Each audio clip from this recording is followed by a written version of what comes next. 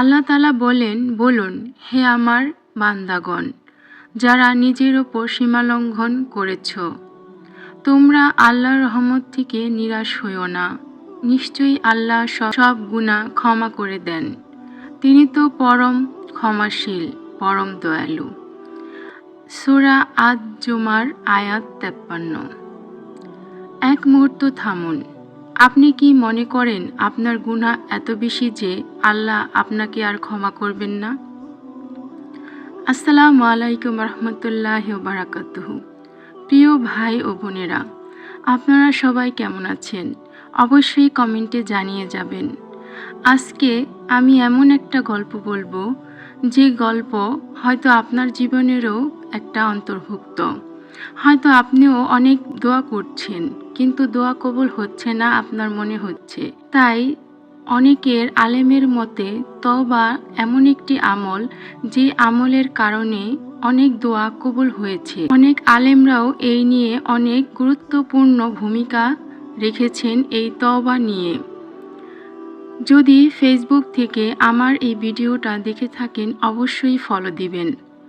আর YouTube থেকে দেখলে like, follow, subscribe করে পাশে থাকা বেল আইকনটি অন করে রাখবেন, যাতে পরবর্তীতে আপনারা আরও ইসলামিক শিক্ষামূলক কিছু এরকম ইসলামিক আরও গল্প বা আমল সম্পর্কে জানার জন্য অবশ্যই আমার পাশে থাকবেন।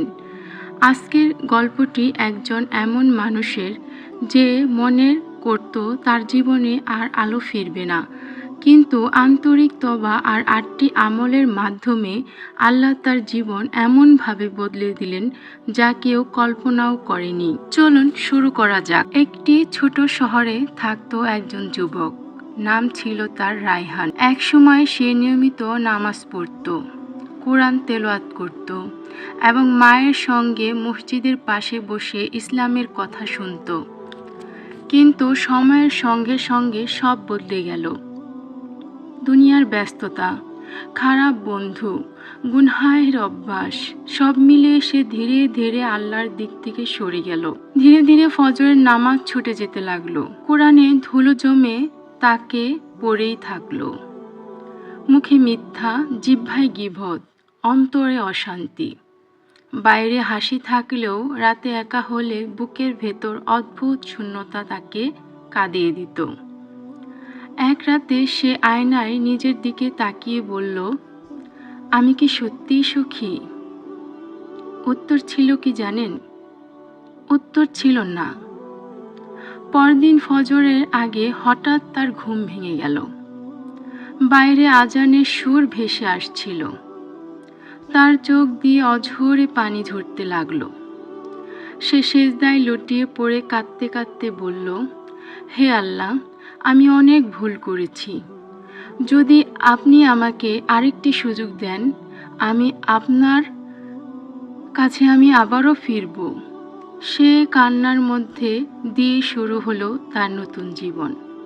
কিন্তু কি ছিল সে 8টি আমল, যা তার হৃদয়কে বদলে দিল? সেটি শুনবেন পরবর্তী অংশে।